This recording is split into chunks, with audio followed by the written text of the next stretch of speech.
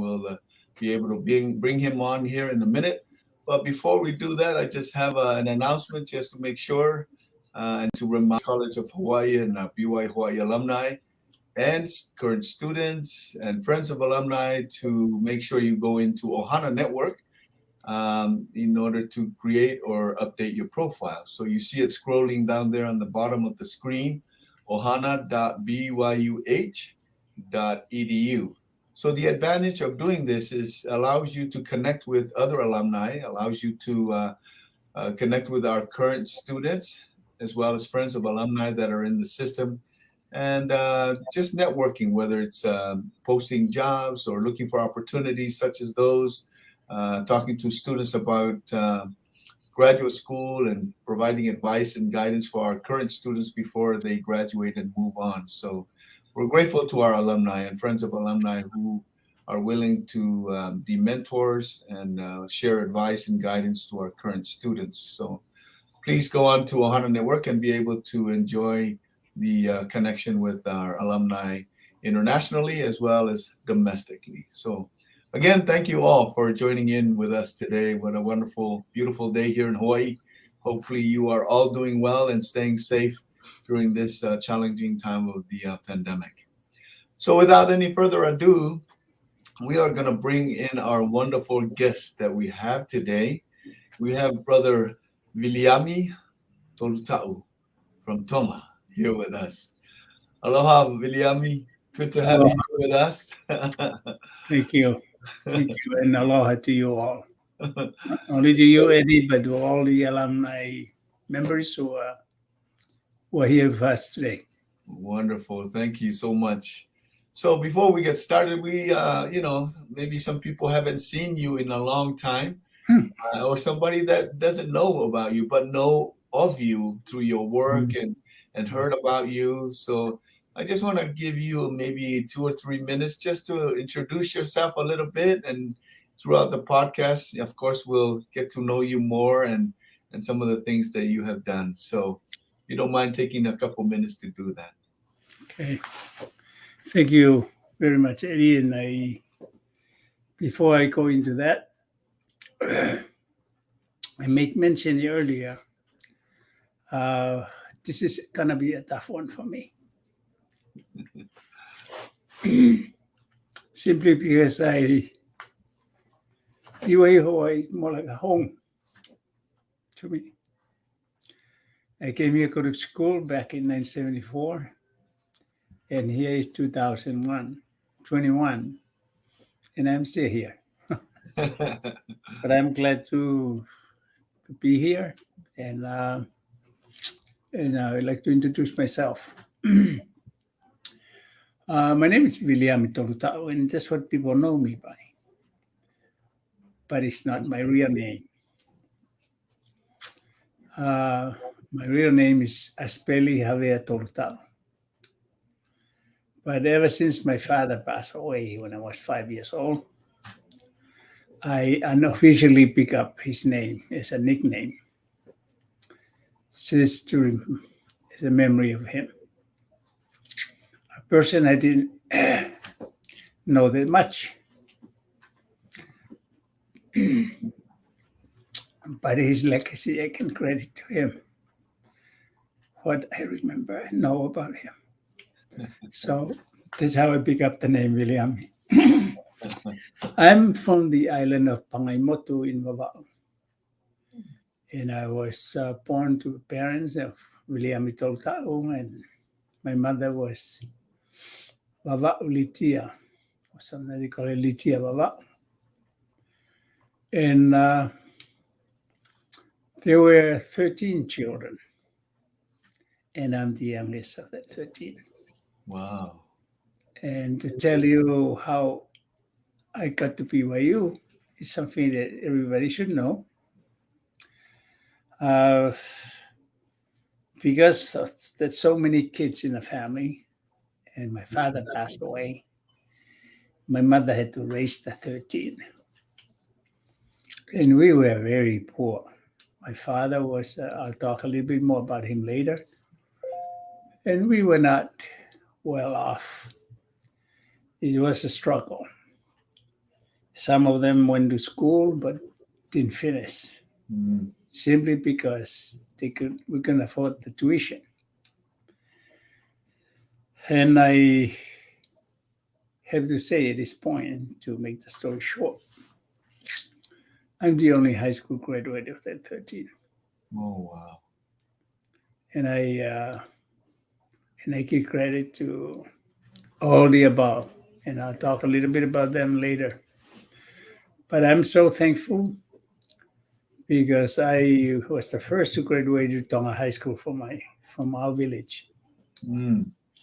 And I also passed to Tupou College.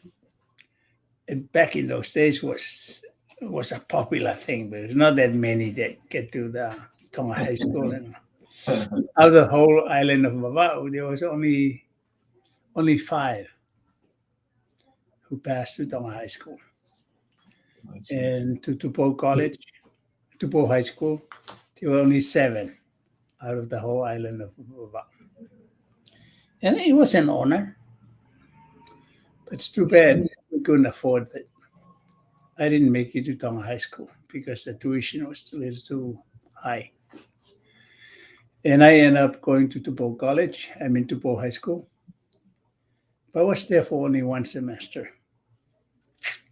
Couldn't afford the tuition for the next one, so I was pulled out. And I back to the plantation and became a farmer. But that didn't last long because I didn't like standing in the sun and working all day long. So I decided to go back to school, find a school so I can go back. And lucky enough, there was the LDS Middle School. Wow. The tuition, in those days, we used the British pound, It's not a dollar, but we call it sovereign, or but you call it a pound. And the tuition was only £5 a year. And so I was thankful that the church provided make it possible for me to go to school. So I went to Lehana High School. And it was from 1966 to 1971. And I finally graduated. And that's the reason why I was the only one graduated. The others were smart, smarter than me. But we didn't have enough money due to the condition we were in. My father passed away. My mom was just struggling to feed the family. And I don't think it's... And I want to share this little piece here for those who understand. To show the poverty that we had, my mom's lava, the very corner of it was her bank. She tied every dollar, every coin that she had in it. And every time I come around and say, "Can I have 5 cents to go to the movies?" The answer was no. And remind me the tuition is coming up in 3 months. But that's how tough it was for us. Yeah. But I want to conclude by saying this, and I'm so thankful for the LDS school. I attended the school and I joined the church. And it was an opportunity for me to learn more about it, and I served a mission. And that's when I heard about BYU Hawaii. CCH at the time. Knowing how supportive the church about education, I had no choice. I wanted to roll along with the others. Mm-hmm. That's how I planned to come to BYU Hawaii. CCH at the time. Yes. As a matter of fact, if you remember that the year that 1974 was the year they switched from CCH to BYU. That's correct. Yes. And I got in the same year when it became. So I never went to CCH. I started that year. you were making changes even by coming to BYU Hawaii. They changed it because when you came, they switched from Church College of Hawaii to BYU Hawaii, huh? Exactly. I think because they had BYU Idaho, Yes. in addition to BYU Paul, they decided to name the school as BYU Hawaii as well. Well, thank you for sharing that story. It's wow, listening to you and your family and the things they had to do to save money to help you go to school there in Tonga and to help you prepare to come to school here in BYU Hawaii. What a wonderful story and journey that you started way back then. You said you were a convert, Viliami. When did that happen? It was, The church. yeah, it was the same year that I went to school. I Okay. became a member. I was baptized in 1966. Okay. Yeah. Oh, that's wonderful. Like I said, I'm so thankful that we were poor. Because if we had money, I'd probably graduated from Tonga High School or Tubo High School. And who knows? Right. I want to say this because one of my classmates was a principal in one of the high school back home. He was here and he was giving a church at the Methodist church. And he ended up saying that if I were to continue at the school, I would be a head minister in a district manager somewhere. Mm-hmm. I just dropped my head low and with a big smile and say, "Thank goodness." Anyway. That's wonderful. You make a lot of friends here, and the time that you've spent here made a lot of connections, which we're going to see as we go through our your presentation today. So, one of the things that I love doing about these podcasts is not only your journey, but the pictures that adds to this journey. Is such a wonderful way for us to be able to work with you and to talk with you. And I love this picture of you graduating from BYU Hawaii, I believe on the left. Yes. And is that your graduate picture at Provo Yes. on the right side? Is that correct? The one on the left, Okay. that's 1980 when I graduated from BYU Hawaii. Okay. And there's my wife on the left. Okay. And the one on the right, that was 1983 when I graduated from Provo in from the fine arts department. And that's when I got my master's in fine art. The picture right in the middle, 1980. Because this time, Dallin Oaks was the president of Provo, and he was here for the BYU graduation. Wow. And I had a chance to, you can tell from the big smile I had, he's pretty proud. And next to the man. Yeah. Oh, that is a memorable picture. Well, I'm glad that you have it. That's wonderful. Thank you. Really, thank you. So did you meet your wife here at BYU Hawaii? I sure did. Okay. We met here. I remember it was a social dance we had in the ballroom, and that's when I met her for the first time. She was going to school in Provo, but they came on vacation here with her family, and that's how we met. I believe that was 1976. Okay. And we kind of exchanged back and forth. And I went to Provo when she graduated from nursing school. Wow. That was 77. That was before I graduated from here. Then we got married, then returned back to BYU Hawaii so I can finish school. And then I finished from here in 80, then went to BYU Provo. Yeah, and I want to say she's too beautiful for an island boy from the island. But I'm thankful that she chose me as a companion. Yeah. Oh, that's wonderful. That's a beautiful picture. I used to have hair like you, Viliami. I used Yes. to have an afro, but I don't know what happened throughout the years, and I don't know. It just Yeah. went away. So That's what I love happened the when picture that's there. what happened when you play rugby. Yeah. Yeah, as a matter of fact, I remember when you and I were talking. That's one of my memories of you. Mhm. Those days you were playing rugby out here, Yes. and the building that I'm in is the Lorenzo Snow building, Yeah. and this was the rugby It's field a you guys rugby used to field. play Yeah. on. Yeah, Yeah. and we used to come out here at the bleachers right outside the bar room and watch you guys practice and play rugby and Yeah. rough each other up. So those were good times. I'm glad they removed the field so it can be more of an educational area rather than Yes, exactly. that's right.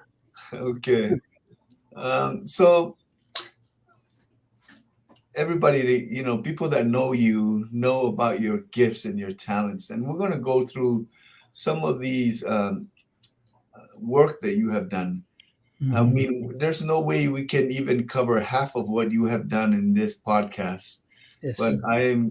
I just want to thank you for allowing us the opportunity to share some of these great work that you have done. So I'm going to turn the time over to you to share with us about this particular artwork that we're looking at. Yeah, this the one on the right is just a sculpture into a portrait, but it's remind me of who I was when I Mm, was growing up. I was not happy. I was kind of, of being in the island. There's no time to play. And being that many people in the family, we have to work hard to do that. And I want to capture that. It's not doesn't look like me. It's not the point. yeah. To feel what he felt back then. That's what I want to say. Um, I think the little picture that I have here on the left, since people could hardly see it, I designed it. Has to do with the birth of King George the First, Oh, wow. and I was inspired because the story said that the baby scream all the time. Mm, For those of you from Tonga, I was advised by Chief Vaya, he has a Samoan side to him. yeah. He related to me that the name in Tonga called Hueliahana is, they refer to it, Nafualu is Mm, Hueliahana is. Fualu, sorry, it's called Fualu. The property next to it belongs to the Methodist Church. It's called Nafualu. And the chief told me that the real name is Na'a Afualu, meaning the baby stopped screaming. Na'a means to stop crying. mm, So the screaming came from Fualu, where Liahona is. And I figured that what really stopped the baby from screaming every day, the mother fed him. So I figured that that's the only thing that stopped the child from screaming. But it's a beautiful story in Tonga, but it has to do with how Tupow the First was a tough kid for the mother to take care. But wow. I felt that feeding the baby, that's the thing that stopped him. His food. That's the design. Anyway. Well, that's wonderful. That's oh, I can't even draw two lines together, and I'm just amazed and in Yeah. awe of what you do, and I don't know how you see that before you even start a work. So I am just so honored to be able to um, talk with you during this podcast and share your artwork. I think I should give credit to where I got the inspiration from. I remember seeing on TV that I think on the paper or the TV of a police woman out in Central America who came to help the family or the kids. Mm. And the policewoman noticed this baby was screaming like crazy, like what I was referring to. Yes. The policewoman sat down, opened up her shirt, and fed the baby, although it was not her baby. Mhm. I was so touched by that spirit. And I remember the history in Tonga about King Debo the First. Wow. How the kids screamed like crazy, and the mother finally got to stop him from screaming. Just like the story. Yes. Wow, that's a wonderful story. Yeah. That's great. Thank you. Thank you for sharing that. That's wonderful. Sure. Okay, so we'll go on to this next picture. So I know this talks about your family. So Yes. I wanted to give you some time to explain to us what we're looking at. Okay. As I mentioned earlier, a lot of sculptures I create is not from a picture, but again from within. It's just I felt by my dad. As a fisherman, I thought of him, although I didn't know him that much. Mhm. And here he is as has to do with the principle of survival. He goes out to fish for his family, and he has to use a bait to capture his fish. Mm. So the teeny fish, one who are looking for food, and he end up eating the bait. But when my father pulled it out, there was another fish who came after the little fish. These kind of remind us in life. I remember Elder Kohlberg, I'm sorry, it's, David McKay, when he was quarantined in Tonga with 4 missionaries on the same island. Mhm. They had nothing to do during that 11 days quarantine in a tiny little island. And the missionaries sat on the beach and they watched the same kind of thing I'm talking about. Mm. They saw the heron was standing there looking for fish. And there's a big fish rushing underneath of the little fish, and the little fish jump up in the air, and the heron pick it up. And the missionaries talked about that. The big fish down below look for the fish. The little fish jump in the air to escape, and here is the heron. And he talk about the principle of survival, and that's how life is. Yeah. We do the best we can to make out of it. And I remember my dad for that reason. My mom here on the left, you can tell that I probably, if there's a mark I get from my mom, is this wrinkle I have here in the middle. I inherited that from her. But I want to conclude by saying this. For those of you who don't know, my dad was born in 1893. Wow. So when he passed away in 1957, he was 64. So he was not too young. He was little. My mom, when they got married, and see why we have that many kids. My father was 33. My mom was 19. Mm. You can see why she was protective. Yeah. She was young, and then ended up with. And she lived after my dad passed away, she lived on for 31 years. And glad that she lived that long, because she died before any of that 13 Mm. passed away. And I greatly love to her, because she was the one who put up with us. Wow. Yeah. Thank you for sharing that personal story. I really appreciate you taking a few minutes to do that. Before we go on to the next slide, I remember you telling me, because I asked you, so how did you get into this line of work? And you said you learned it when you got here. Is that correct? Yes. Or was it before you came? I was the top student in art when I was in high school, Okay. and also in math. And before my mission, I thought I was going to major in math. Okay. While on my mission, I decided I want to switch. My family was not happy with that. One of my brothers told me, you don't need to go to a university to study art. You can do that in a backyard. And I said, let me do it. I need to enjoy what I'm going to study. So Mm, anyway, but that's how I knew before I came to Hawaii, that was going to be my major. Not in sculpture, but I picked it up here in PY Hawaii. wow, that's wonderful. Well, you did really well. I'm sure there's math in all the art that you do, so that's wonderful. Yep. So, in the podcast today, you chose this theme, Go Beyond the Reef. Yes. So, I'm going to give you a few minutes to be able to explain why you chose this particular theme for today.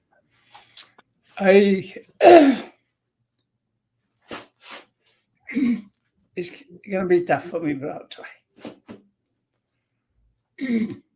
This is my interpretation of David McKay's vision.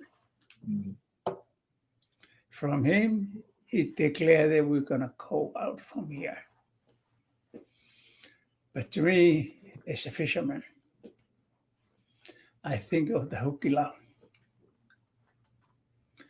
We only to throw the hukilau within the lagoon.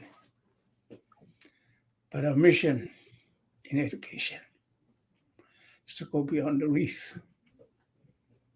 In order for us to fulfill the international nature of our mission, we have to go beyond the lagoon.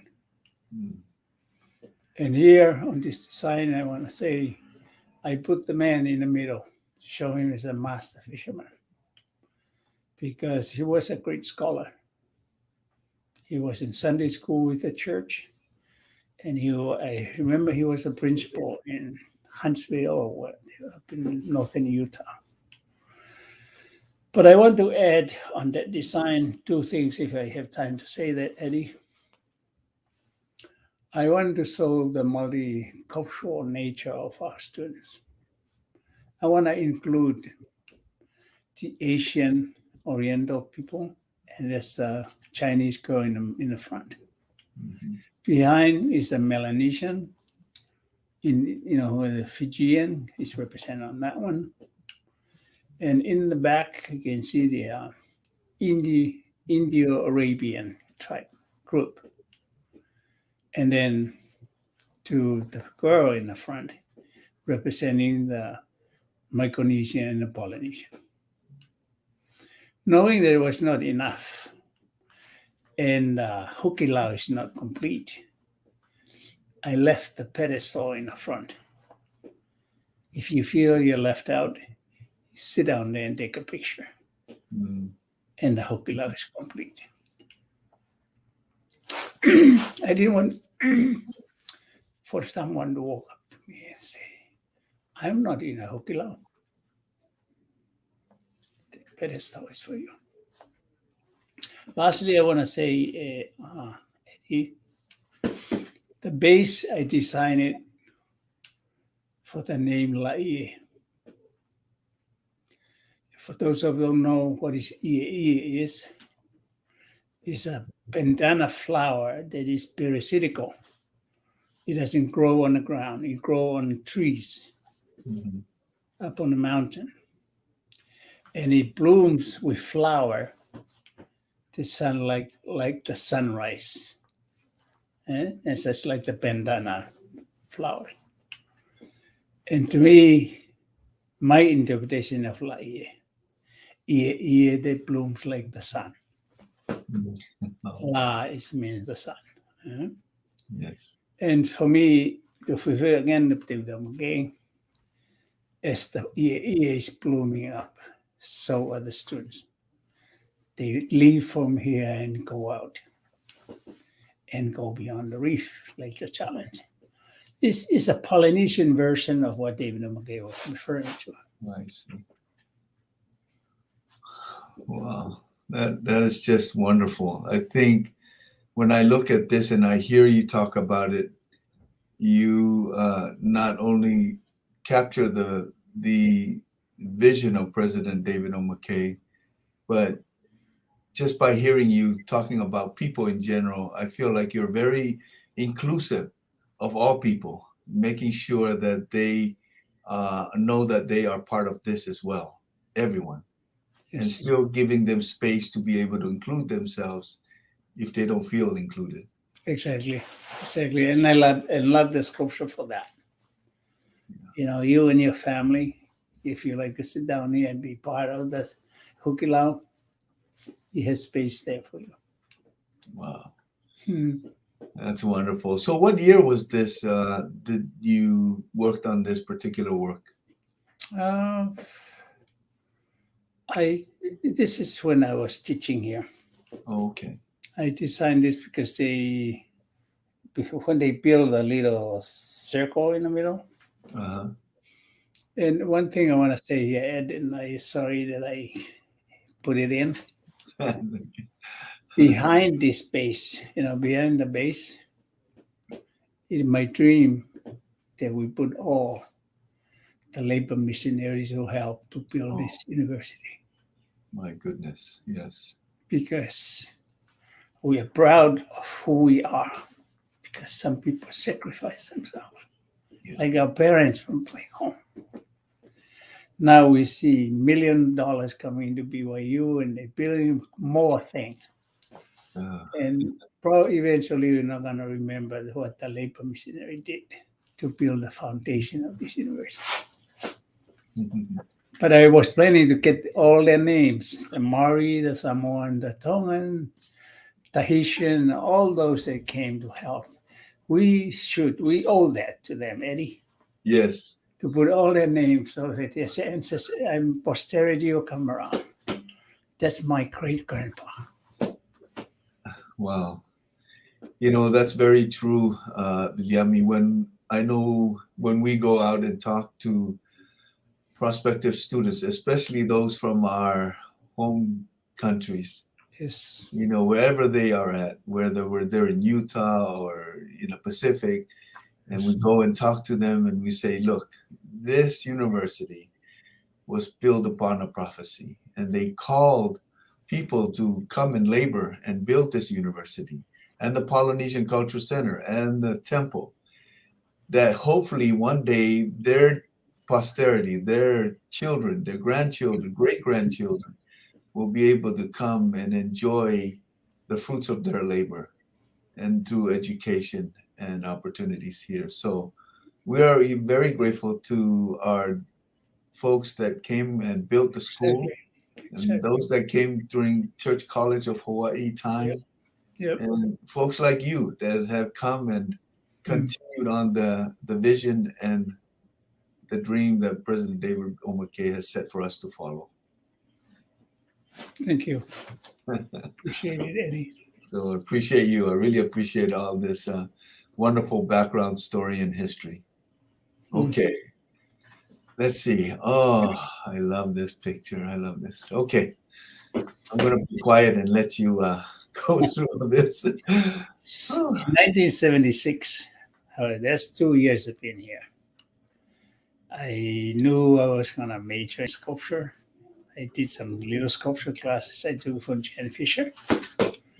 And I was in love with the 3D. I did mostly drawing and painting and I was here, but I got into the clay, and when I realized it, that's my thing. I like the earth. I'm part of it. And 2 years later, that was 1976, BYU honored the King of Tonga with an honorary doctorate degree, and it was honored here by Tallinn Oaks in the auditorium. And I thought about it. Who is proud of the king coming out here but the Tongan students? So for that reason, I wanted to create a gift from the Tongan students. I thought, this is 76, 77 to be bicentennial, the last arrival of Captain Cook in Tonga. For people who don't know, that Captain Cook arrived in Tonga 3 times before he came to Hawaii, before he discovered Hawaii. Wow. Because I think Hawaii was discovered in 1778, around that. And that's when he was killed. But I want to, it's probably not showing on a picture here, but they bring a little turtle. It was called Tu'imalila. That's when he brought it into Tonga and was there for 200 years. But this is a story. King Pau is the king of Tonga at the time, is the Tui Tonga at the time. But for your information, the headdress he has on, from what I read in history, was given to a Tongan chief from Samoa. Wow. And we call it palatawake, a headdress made with red feathers. And that's, somebody needs to explore a little bit more, because red feathers was popular during the time of Captain Cook. They collect some from Tahiti and some from even here in Hawaii. But the red feather was made of that. But I see, I want to make mention of this, because on campus at the time was Mata'u Moalisa. He was not a student. He was in town, but I think he was not a student at the time. But he was a good friend of mine. He was the one that kind of one of my heroes that helped me out, and he kind of helped out too when I did this one here. My reason for that, because it got to a point we had only three weeks left before the king arrived. And I was just sculpting this. This sculpture is 15 feet long and 8 feet high. And still 3 weeks left, and I was just sculpting.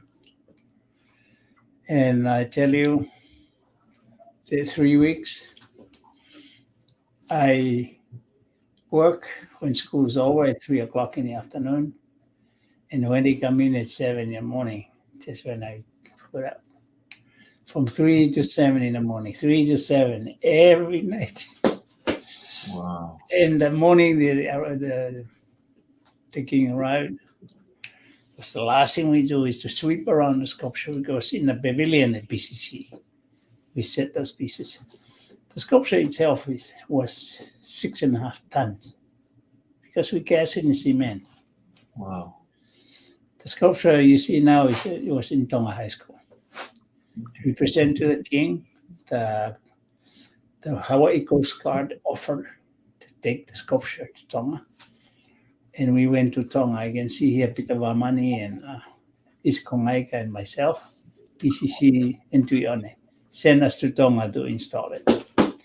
And this is in the high school that I was supposed to go to, but I couldn't afford it. And so, this is the gift that you gave them. Yes, I gave to the king, and and on the day we unveiled it, the king called his brother Tuipelehake to please be there for the unveiling. The king himself didn't make it, so that's his brother right there. And, that is amazing. For those of you who are listening and watching this, it doesn't do justice just by this small picture. But if there's ever a chance that you see a bigger picture, you see the details all the way to the back of all these individuals that are sitting on the ground.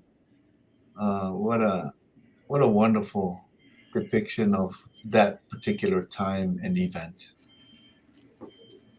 Thank you. And you are in the middle here, Viliami, is that right? I'm right in the center with the T-shirt with the print in the middle. Okay. Looks like with a little mustache again. That mustache was really good for you. This is 45 years ago or so. Oh, that is wonderful. Yeah. That's a wonderful story. Thank you for sharing that. Oh, my goodness. Okay, let's see. All right. So, Mhm. wow.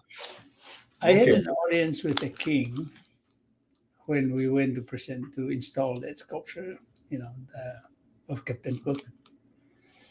And we had a wonderful talk. I went in for an appointment and visited with him one Sunday. To be honest with you, the king has finished his lunch, and I thought, oh, it's the wrong time to visit him. But we need to have his nap. But and the whole time I was visiting with him, he just, as a king, he just sat there and just listened, and I felt I was a little mouse. But I wanted to talk to him about the importance of art, um, how art can bring out history, so that everyone can enjoy it. The educators, the literate and illiterate, and farmers and fishermen, and whoever can look at it, and they know the story, and they can relate to that.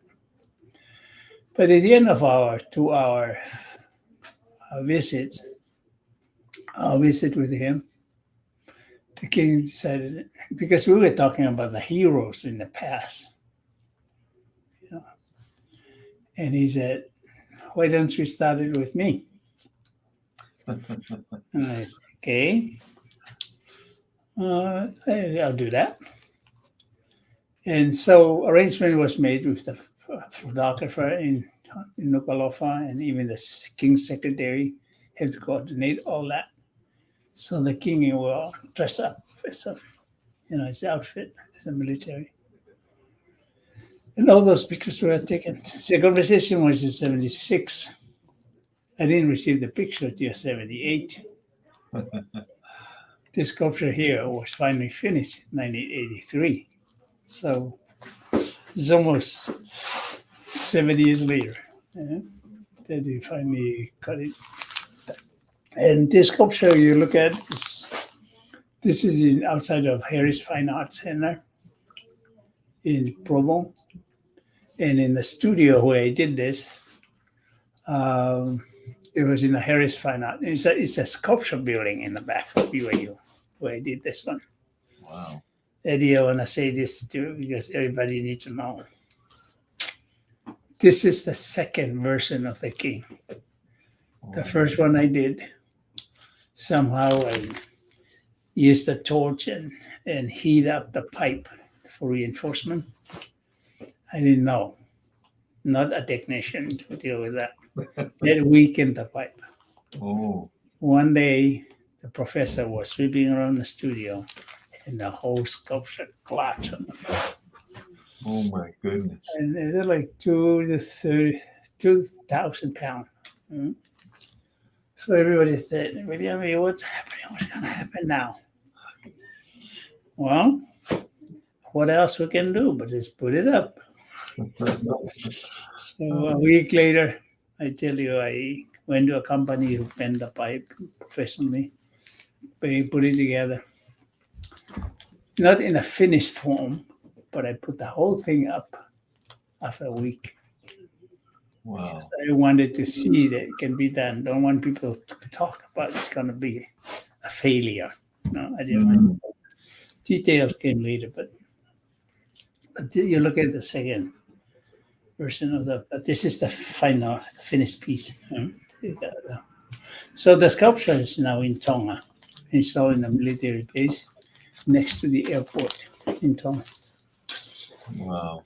Now, This is an amazing work. How tall is this approximately? it's about 11. 11 feet. Wow. You can tell from my height. Yeah. I'm 6. And you're a tall guy. And I'm this- 6, and the sculpture is almost double the size. Yeah? The only reason it's 11 because it's on the pedestal on where the sculpture is standing on. that is Otherwise, amazing. yeah. I'm amazed at your persistence. After that collapse, you would have. Some people probably would have given up and maybe do something different, but you kept on to your vision and things that you wanted to do. And this finished product has shown the love that you have not only for your work but for the King of Tonga. If my dad could pull in a big shark that's too big for the canoe, I can handle it. Yes. Oh, that's so true. This is so wonderful. Well, thank you for sharing that story and these pictures. It's so great. Okay, let's see. All right. You know, when I was in Tonga, the king talked about a historian that he really, really appreciated. He didn't say that to me, but I heard about it, yeah? Because we were talking about something else. So I read the book. This is William Mariner. The king was proud of his history because he joined in with the Civil War that he was talking about. So it's not just something he heard, but he was involved in the Civil War. But in 1807, and part of that history, I read about it and I so touched with it that Hawaiian there was the boat was the Border Prince. There was captured by this chief Finau Kalala in 1806. He killed the captain and the crew because he saw the cannons. He could use them in the Civil War, in the Tongan Civil War. And he saved a few of the crew so he can help him with how to fire the cannons and all that. And one of those that he saved was a cabin boy who was 16 years old. What you see here, the young man was told to Finau look upon Mariner as his son.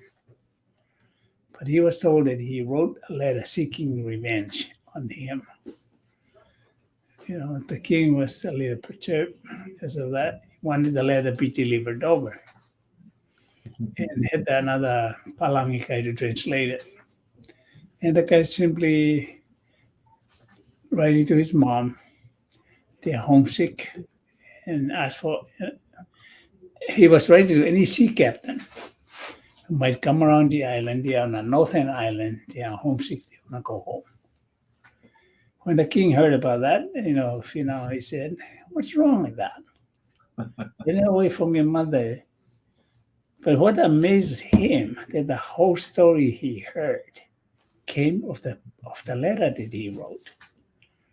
The king picked up the paper and looked at it. He couldn't see any of what he heard.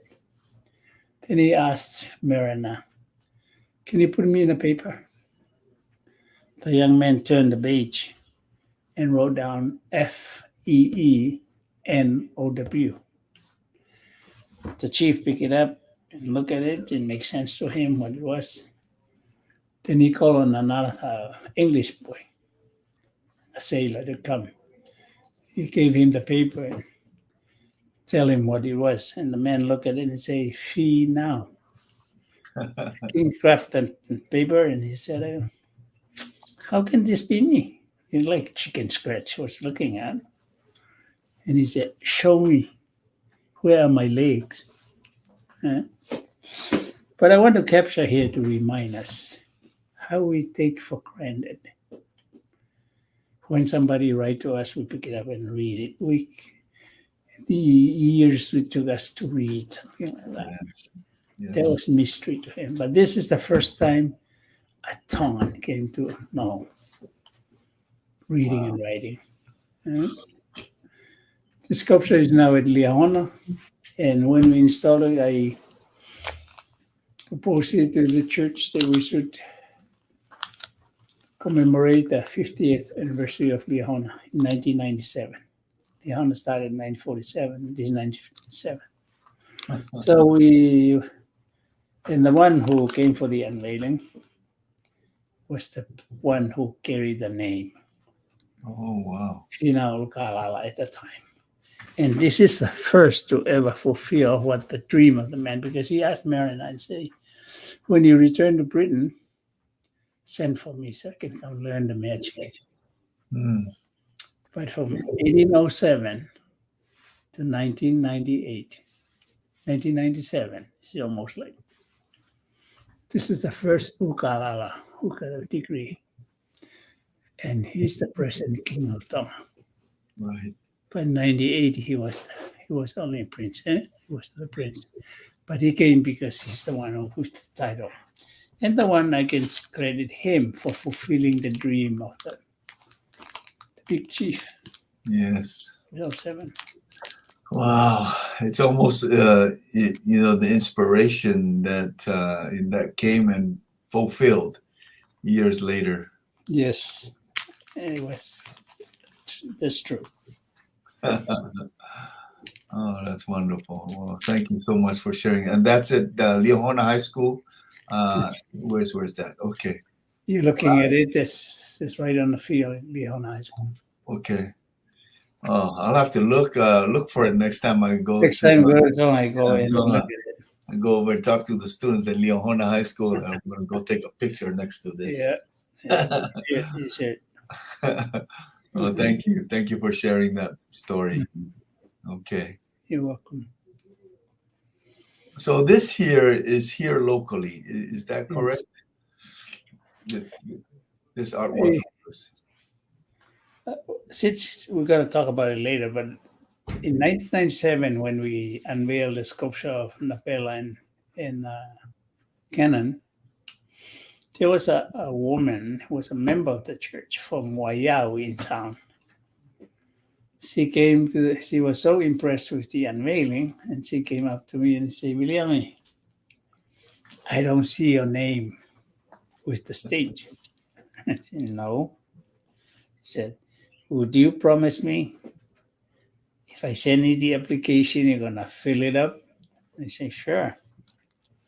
So I filled up the application, sent it in, and I was hired to be one of the artists, local artists for the state. And this is my first project that I did. I was required to do it at Waianae. At the elementary school, it's called Waiau. I'm sorry. I guess it's called Kamaile Elementary School in Waianae. Okay. And I thought of education, and I thought of the dryness of that side, the leeward side. So I thought of how water is needed in any society. So is education. So I designed this project to remind us that not only Waianae, it is dry. Yeah. Every society is dry when it comes to education. We need education. So I designed it like a hula girl, and I set the plumbing to come and the base go up straight to the hand. On the graduation day, the water came out of the cup, and every graduate had to walk past and cup up in the hand, so you can take a little bit from that's symbolic of what they take from the school. Right. And that's the design. It has to do with water and education. They are both needed in every society, in every community, and that's what I designed for. Well, thank you for sharing that. What a wonderful symbol of the importance of education. Exactly. And it's not only formal education, but all opportunities. Exactly. So, in other words, we need parents in every community yes. to educate us.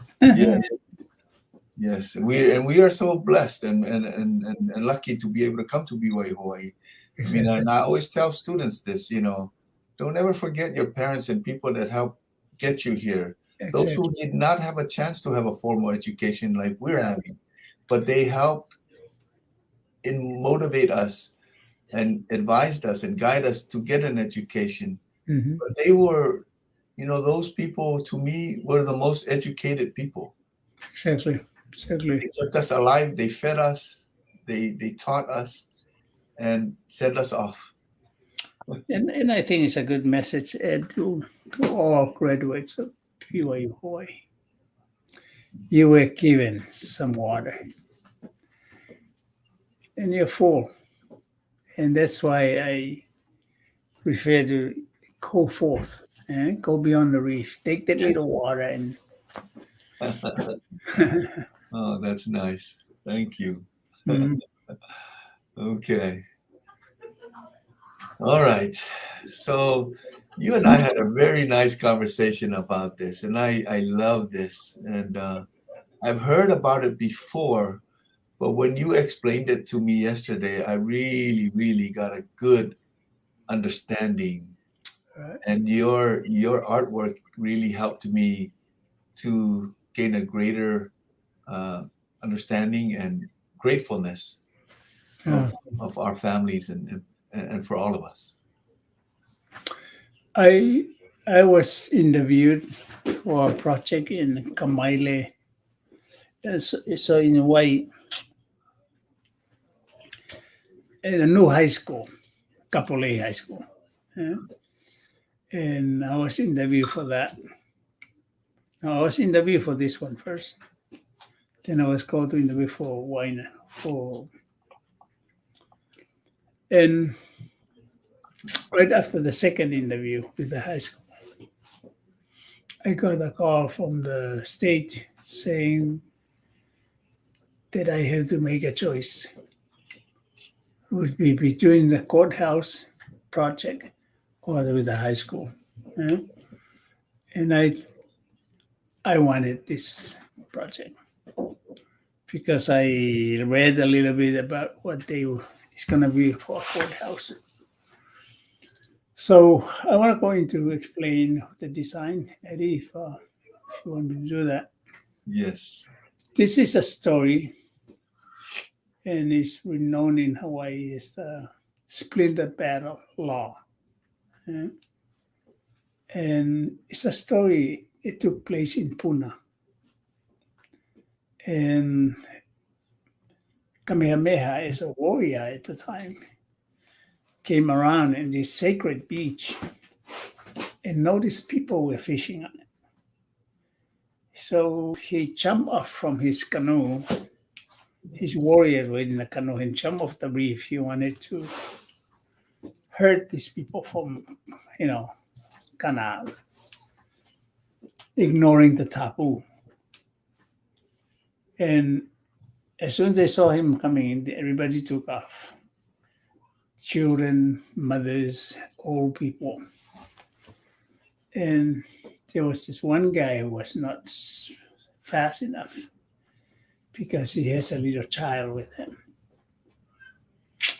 And the other guy decided to grab the paddle to kind of fight him back so they allow him to escape and protect him.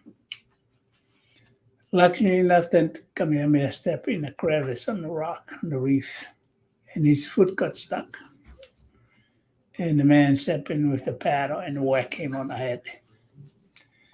And they thought he died. So they took off. And his Kamehameha's warrior king picked him up and realized that he was still alive. Later, when Kamehameha became a king, he went to Puna to look for those. He lined up the village people.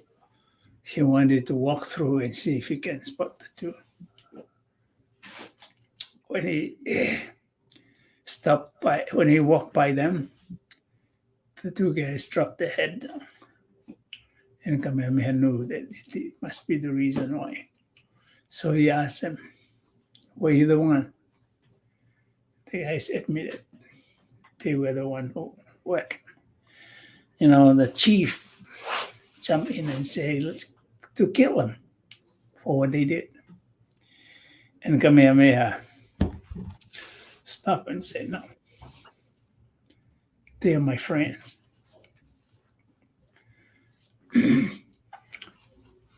They did the right thing.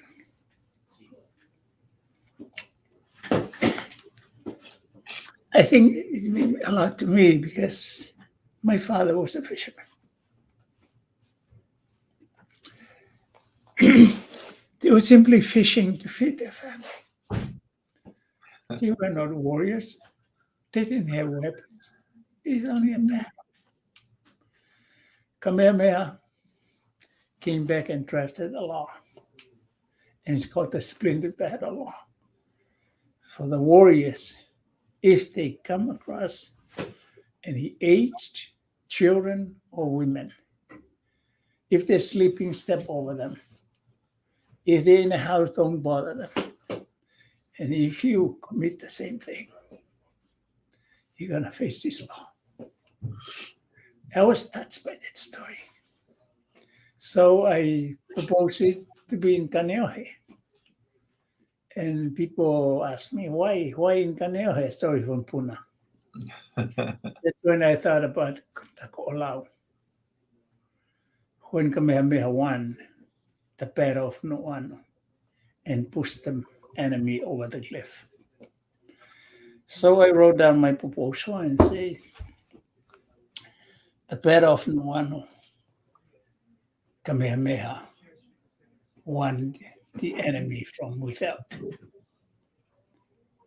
What's unique about this story in Puna, because here he overcame the enemy from within. And I can say at this point, Kamehameha overcame the enemy in the battle of Nu'uanu and became a king. But he overcame the enemy in Puna, became a hero. This is a story to remind of the humility of the man, although it's not shown here, but how he cared for the people. He became a king because of the people. He wanted to do that for them. Yes. And that's the story, and they like it. And Supreme Court judge read the proposal, and they accept that I should be the sculptor. Wow. So I created this here in the studio at BYU when I was the teacher. And it was installed, and it was unveiled in 2008. Okay. If you've never been to the courthouse, congratulations, you must be a good driver. But it's on the way to the Windward community. On the left side is the courthouse, and the sculpture is right on the corner.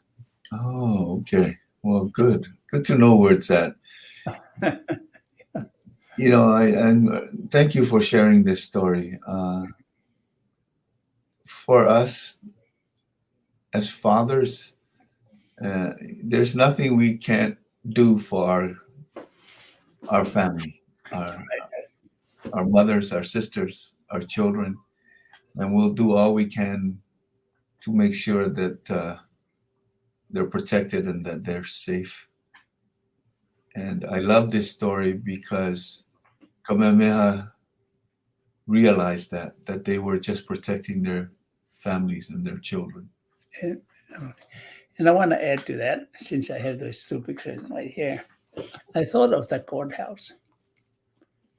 In justice, in the courthouse, you have two parties there. The important those two people, the two lawyers, the prosecutor and the defender. Yeah. So I designed this to go along with the fact it's going to be in a courthouse. I designed this to be, it's my own. You look at this, you remind you of a father and a son and a grandson. Mm-hmm. Grandfather is holding the grandson. And who else going to defend them but the son? So the guy with the paddle is the father of the little boy. And that's his father as well. Yeah? Right. So you see the grandpa is defending, is moving back, where the guy with the paddle is the prosecutor. And if you look at his face, he's not in anger.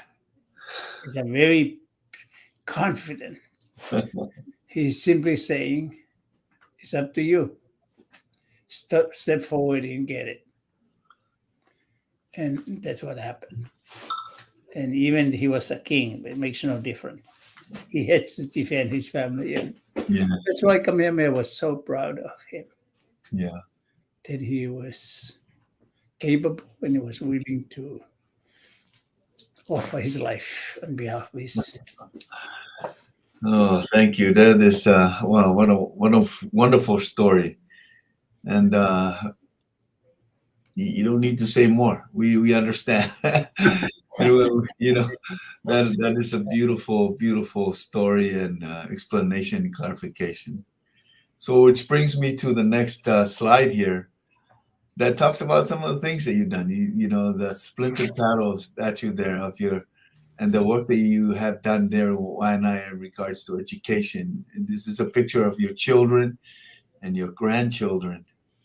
Is that correct? Yes, this is the day I retired from BYU. My kids flew in from different states.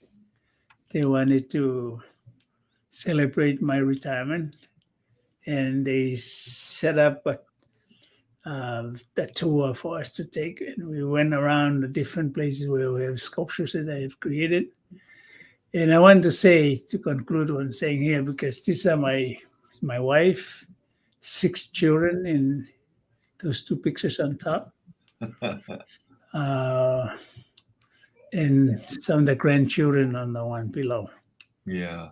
And I want to say, in light of the explanation I gave of the sculpture, I would take the paddle. If anyone, I'll step forward to protect them. Oh, well, thank you.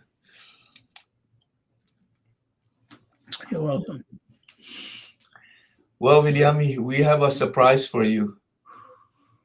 We want to bring in some of the beautiful people in your life. Hi, Papa. Papa. Hi, Papa. Say hi, Papa. Hi, Papa. Hi, Papa. Say hi, Papa. Hi, Papa. Hi. Hi. Hi. Hi, baby. Hi, everyone.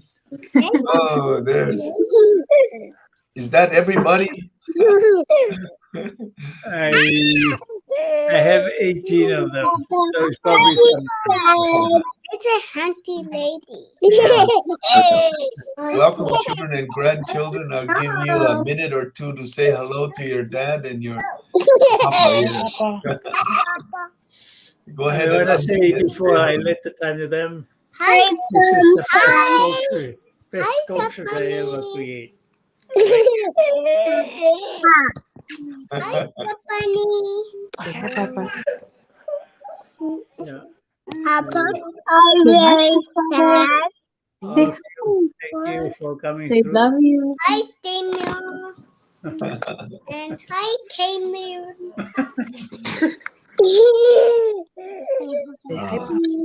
Hello. Baby Jay. Thank you all for joining us. Thank you Hi, for Siam. Hi, Siam Migahide. Savani and Liani Ray. Hi, Sammy. Hi, little Chase. Hi, little Hi, Tali. Chase. Hi, Are you at little work or are you at Chase. home? Hi. Stop. Thank you. Well, we wanted to take a minute to say hello to your grandkids and your children, and I personally wanted to thank them for Auntie Lady. their grandfather and their father and Hi, all of them done for Japanese. Hawaii and our community. So thank you everybody for chiming in. I appreciate your time.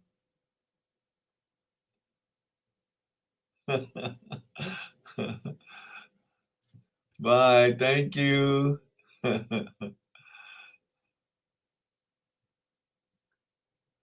Beautiful kids, beautiful grandkids. Oh my goodness. Oh my goodness. Okay. Thank you. Auntie, Well, kids, you stay there. Stay there with Grandpa. We're almost done. It's okay. Okay. Stay there with Grandpa and we'll finish this off. Okay. Okay. All right. So we'll go back to the slides, and we just got a couple more slides, and we are done.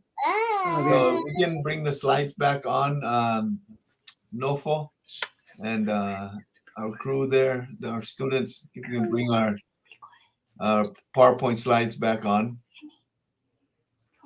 Let's see. All right. Thank you. Woo. I'm so glad we have smart students because I am not good at this stuff. For your information, I have 6 children and 18 grandkids. Oh, that's wonderful. Congratulations. That's what a blessing. But you're right, Viliami. These are your greatest creation. Your children and grandchildren. So I wanted to just take a couple more slides and then we'll be done. Yeah. When I look at this, Viliami, I kind of think about our conversation that you have come full circle. You have started here. You have taught here. Right. It seems like you have left your legacy here at BYU Hawaii. Can you give me 1 minute there? Yes. So you're in the, I'm not doing the right thing now. Okay. If you notice the lights just get right through my face. Okay, better move back a little bit. Bye-bye, kids. Thank you. Yeah.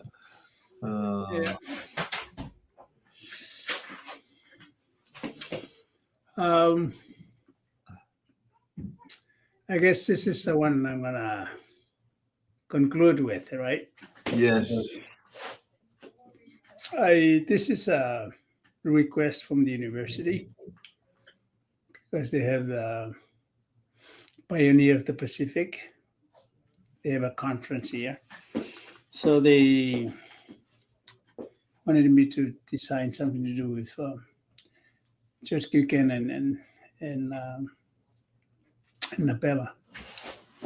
I know that this we got only from the outside. We may have to post some closer up pictures that we can use. I had some in my file, but I guess I left it home. The thing that touches me when I read the story of Canon and Napela, and I designed this based on the life cycle of a seed. If you know, the seed is put into the ground, then it starts to bloom and have a little seedling. And as it gets, so a little flower, then the insect will come around to, to take the sweetness of the flower. And that's when they end up pollinating it. Mm. And from the same flower, after the pollination, it becomes a fruit. To me, that's the end of that life cycle. Because within the fruits are more seeds. Then the cycle gonna go again. So I use that life cycle with Church Buchanan, since he's the one who planted the seed in Hawaii. He's with the hand, because the seed comes from heaven. He's the one who will carry the book and receive the seed or the scripture.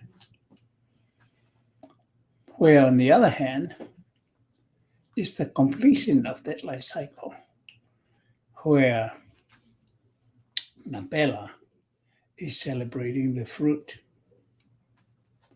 So these two can remind us that one is declaring the seed or the gospel, where one is picking up the people, the fruit of that seed, of that tree or that flower. And I think of the pollination, to me, is a wonderful thing we don't think of. But that's how the spirit works. We cannot have fruit unless it's by the spirit. So every time I come out of the graduation, I look at Napela. He's counting on me as a fruit that he's lifting up from the ground. Seed comes from the heaven, and people come up from the ground. He's lifting his hand up. In addition to that, if people haven't looked at the sculpture, notice that Canon has a nice suit. I designed Napela, as if the jacket came from someone else, the pants come from another person. And so is his vest. If you look at his pants, it's kind of made of cotton, and his vest is made of silk, and his jacket or his coat is of wool. Simply to say, that's Polynesia. That's so great. Whether you're from Samoa or Fiji or Tonga, where nobody bought you a suit. You got it from your missionary companion, you got one for what? But that's the real Polynesian. That's the fruit that we need to enjoy, the memory of how we came about. Wow. That's wonderful. Thank you for sharing that I want background. to conclude by saying this. Napela is one thing I want to say. If you look at this image, it's not like the picture. If you look at the picture, it's different from his face. Because the face that he has in there represents the inner person. The image that I like about it is when he go to Molokai to help his wife because of leprosy. Wow. He finally, Kitty realized who the man was. Kitty is a half caste. She kind of looked down on Napela at times. To me, that's my interpretation. Until she had leprosy, then realized that Napela was a hero. And that's the image when you see Napela.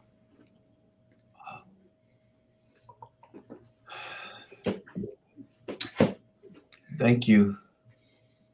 Thank you so much for sharing all your stories and the art. I mean, I know there's many, many more stories and many more artwork we can look at, but with our time, I wish we had more. Yes. We have more time, but that will save it for another opportunity to visit with you and talk more about your work and your inspiration. And I just want to tell you how grateful I am for the example that you set for our students, and things like that. So I just want to ask you one last question before we wrap up. Okay. If your father was alive today, what would he say about you? And he would see. I want to say this, Eddie, and thank you for asking the question. My wife told me one day that we're gonna we have to attend a choir practice here on campus, or Tongan can do a choir practice. So we have to go to the choir room, was right here at the CAC. When we came home, it was kind of rather late, but we were supposed to be here at 7. I didn't realize that the Tongan community got together, make food, how they were honored during the conference because President Hinckley was the one who unveiled the sculpture. I tell you, Eddie,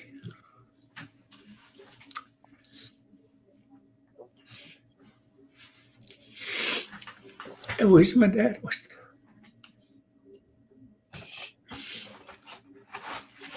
And I can say,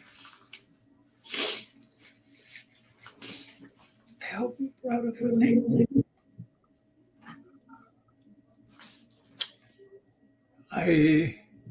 I'm proud to tell him that I carry his name for that reason.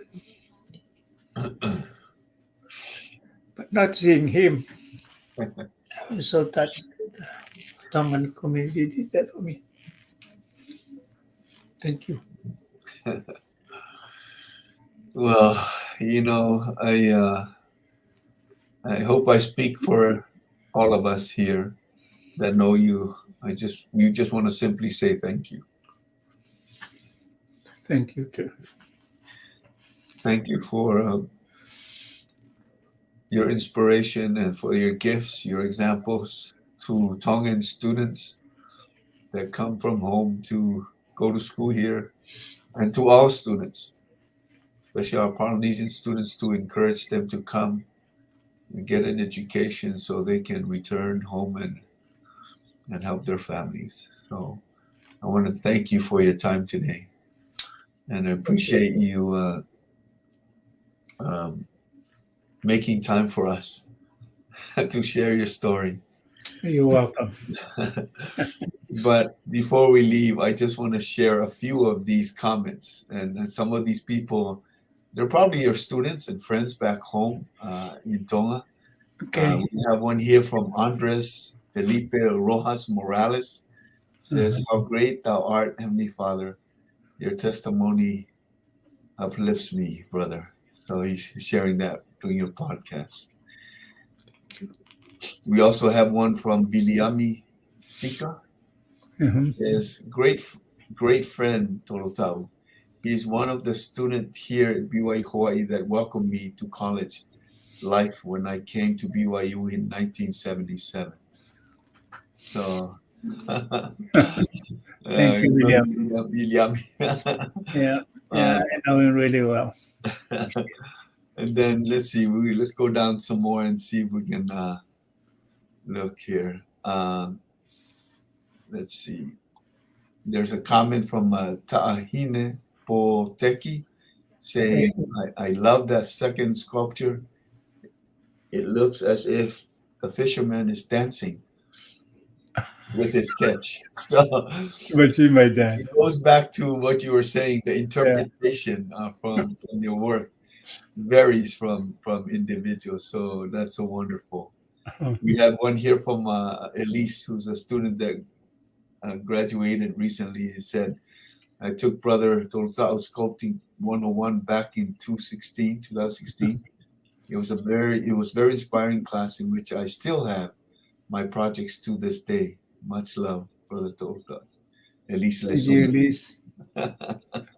Appreciate it. Yeah, wow. You have made an impression on so many people. We have another one here from Leonai Tasi Kuluni. Attended Tonga High School in 1990s when the Captain Cook sculpture was the school's prominent feature. Inspiring story. Thank you. I'm glad to hear that. Let's see. I want to say to him, every time they have a Tonga High School reunion here, people think that I was in Tonga High School because that sculpture was there. Thank you. And then I'll read one more here. Today's from Uinise Tuaone Langi. Yes. It says, that's a beautiful metaphor. Maloa Pito for giving us an artist's insight, vision. So thank you.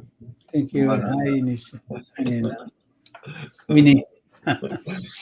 So I want you to know that even though we are done with this today, you'll need to check this. And your grandkids will probably help you, to make sure that you see the other comments, because people will continue to watch it. And some people that are not able to tune in because maybe time zones difference and things like that, they will watch your podcast and they will make comments. So I want you. So we can carry through your program, right? Yes, and we'll help you. Open it to okay. Yes, we'll help you and share that with your family, so that way they can help you see the comments when they continue to come in. Okay. Thank you. Appreciate it, Eddie. All right. Well, thank you again, Maloa Pito, for your time. And if you want to just hang on for a minute, I'm Sure. just going to finish off and then we will close our podcast for today. Okay. Yeah. That'd be great. Yes. Well, thank you everyone for tuning in today. What a wonderful, inspiring man through his artwork and his family and so many things that he's shared with us and so many more that we didn't have a chance to talk about. But as you see his work and see his name in wherever you might be, whether it's here in Hawaii or other places back home in Tonga or wherever you might see his work, I hope you remember the good example that Brother Toluta'u has shared with us and being able to share his gift and his talents and inspiring students to continue their aspirations to complete their education. So grateful. Also want to thank our podcast guest last week. We had our folks from the Philippines chapter, David and May Villanueva, who joined us last week. And next week, we have another wonderful guest who will be joining us. We have Brother, or President, I should say, Finau